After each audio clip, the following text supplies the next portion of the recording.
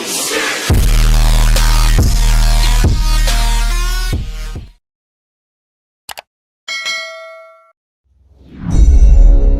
akan membicarakan hal yang menarik, di mana ini hanya cita-cita sekelompok orang, tetapi mungkin di awalnya hanya mimpi dari 1-2 orang atau mimpinya dari sekelompok orang.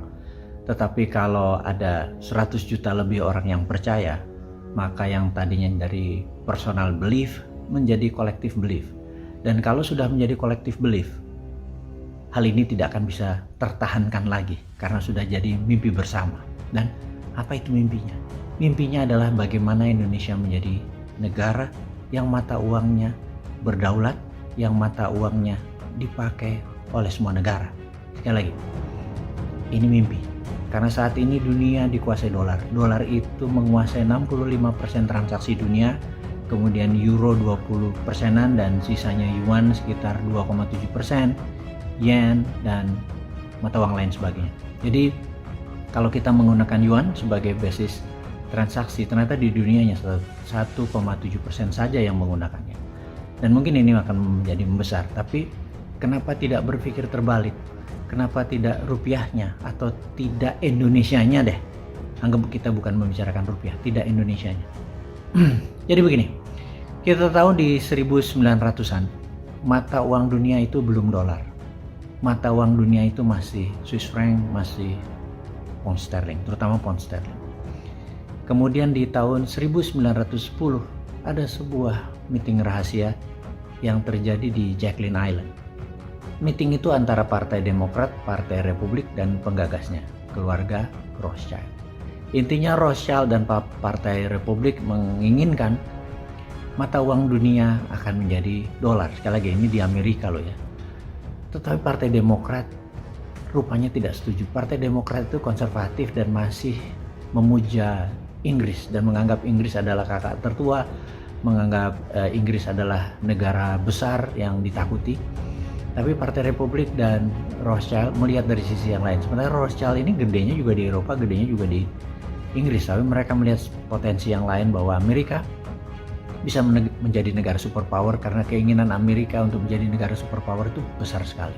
Nah, di tahun 1910 itu tidak terjadi kesepakatan dan ada yang menarik bahwa separuh dari anggota Partai Demokrat tersebut ada di kapal Titanic dan kapal Titanic adalah pembiayanya adalah Rothschild. Jadi kita nggak mau bicara konspirasi bahwa kapal itu tenggelam karena ditenggelamkan, tapi yang jelas separuh dari anggota Partai Demokrat pada saat itu meninggal, sehingga terjadi sewaktu rapat akhir tentang menguatkan dolar atau menggunakan dolar sebagai currency dunia. Strategi itu disetujui karena seluruh mendapatkan suara mayoritas. Dan sejak saat itu dolar bergerilya alias Amerika bergerilya ingin menjadikan dolar menjadi mata uang dunia. Dan hal ini terjadi menjadi peluang, yaitu pada saat 1914 sampai 1918 Amerika mengirim 1 juta tentaranya dengan berharap Eropa rata tanah. Ternyata Eropa hanya kacau saja dan terjadi perang dunia kedua 1936, sudah mulai ekspansi 1939 puncaknya. Amerika masih getem-getem alias tunggu-tunggu aja gitu ya, mau masuk tapi ya tunggu-tunggu aja sampai aja Eropa rata tanah di tahun 42, 43 baru Amerika masuk. Dan emang Amerika mengarah ke Eropa rata tanah dan sesuai dugaan sebelum perang itu terjadi ada puncaknya adalah rapat di Bretton Woods, di mana ada kesepakatan dunia adalah tidak ada ingin perang dunia ketiga lagi. Untuk tidak ada perang dunia ketiga lagi, dunia harus sepakat, yaitu harus ada sistem currency. Dan currency yang dipakai adalah dolar. Yang kita tahu adalah delegasi Perancis waktu itu menolak. Tapi singkat cerita, dolar berkuasa sekarang. Nah, untuk membuat dolar berkuasa itu dari tahun 1910 sampai 1945, 35 tahun Amerika serius menggarap untuk menjadikan dolar mata uang dunia. Sebelumnya adalah pound sterling. Nah, inilah yang Newman usulkan ke depannya. Newman mengharap ke depannya itu mata uang dunia tidak lagi berbasis currency atau mata uang, tetapi menggunakan alat tukar yang namanya emas. Kita tahu gramasi emas beratnya emas dimanapun adalah sama dan value-nya adalah sama, nilainya adalah sama. Apa yang terjadi kalau kita misalnya ingin membeli tas gitu ya di Louis Vuitton di Paris sana, harganya 3.000 euro atau sekitar 40 gram emas.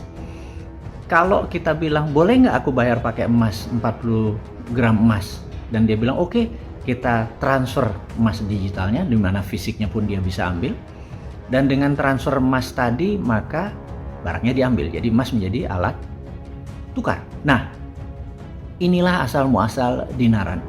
Dinaran adalah aplikasi payout system dari Gold Payout System. Jadi awalnya kita ini adalah jual beli emas dulu, kemudian sekarang adalah Dinaran 2.0. Apa itu Dinaran 2.0? Dinaran 2.0 adalah aplikasi tukar emas. Jadi emas menjadi alat tukar. Misalnya ada HP harganya 2 juta, maka dia ada dua harga. Satu 2 juta rupiah, yang satu lagi adalah misalnya 2,2 gram emas. Emas sebagai alat tukar, bukan alat bayar. Jadi kalau dia punya aplikasi Dinaran, transfer aja 2,2 gram emas tadi ke rekeningnya. Nah, saat ini Dinaran ingin membuat terobosan di mana sebentar lagi Dinaran akan meluncurkan ATM Gold. Jadi siapapun Anda yang memerlukan emas fisiknya dari tabungan emas Anda di Dinaran, Anda bisa ambil dimanapun. Saat ini baru satu, rencananya tahun depan 2022 kita akan 20, 2023 target kita adalah 100, dan 2024 target kita di seluruh Indonesia. Kemudian 2025 kita ada di seluruh ASEAN. Itu adalah strategi ambisius, di mana pada saat 2035 kita harapkan 20% transaksi perdagangan antar negara bisa menggunakan emas underlying-nya, transaksinya. Kemudian di tahun 2045 60% transaksi dunia berbasis emas. Emasnya tentunya emas Indonesia, karena Indonesia adalah memiliki cadangan emas terbanyak di dunia, sehingga bisa menjadikan Dinaran adalah sebagai aplikasi untuk emas sebagai alat tukar. Dan tentunya ini bukan haknya Dinaran saja, atau perusahaan sejenis Dinaran pun nanti akan muncul. Tapi poinnya, kalau kita menjadi collective belief, menjadi kesadaran bersama, menjadi mimpi bersama, menjadi ambisi bersama untuk menegakkan, menyangga bumi ini tidak bergantung pada mata uang sebuah negara, tetapi pada emas, hal itu bisa. Yang penting saat ini Anda yang tadinya tidak tahu menjadi tahu, dan setelah Anda tahu, coba Anda renungkan informasi ini, bahwa kalau emas bisa menjadi alat tukar, dari pertama kita dulu, kemudian di Indonesia, kemudian dimanapun di seluruh ASEAN, kemudian di seluruh dunia, kalau benar-benar serius, maka emas bisa menjadi alat tukar. Gramasinya, beratnya yang menjadi alat tukar, karena nilainya sama, beratnya sama di seluruh dunia. Dan infrastruktur saat ini di dunia hanya satu, yaitu Dinaran. Itulah mimpi dari satu orang Sontoloyo ini. Kemudian sekarang mimpi dia antara 230.000 membernya Dinaran, dan saya harap tahun ini pun ada 1 juta orang yang percaya pada Dinaran. Dan kalau Anda berminat untuk membuka akun di Dinaran, ada dinaran-gold.com. Anda bisa aplikasikan, download aplikasinya, kemudian menggunakan rupiah Anda belikan emas, atau Anda punya emas, Anda taruh emasnya tersebut di kustodiannya kita, dan kemudian gunakan emas sebagai alat transaksi atau alat tukar, bukan alat bayar tetap rupiah, alat tukar. Dan kalau Anda mau menyimpan untuk mengambil peluang dari capital gain, dari naiknya nilai emas juga bisa. Tetapi intinya adalah, cita-cita kita adalah ke depan kita tidak bergantung pada dolar yang merupakan 60% transaksi dunia. Ini anggap aja 1910 kita memutuskan hari ini, dan 35 tahun kemudian dolar menjadi mata uang utama dunia.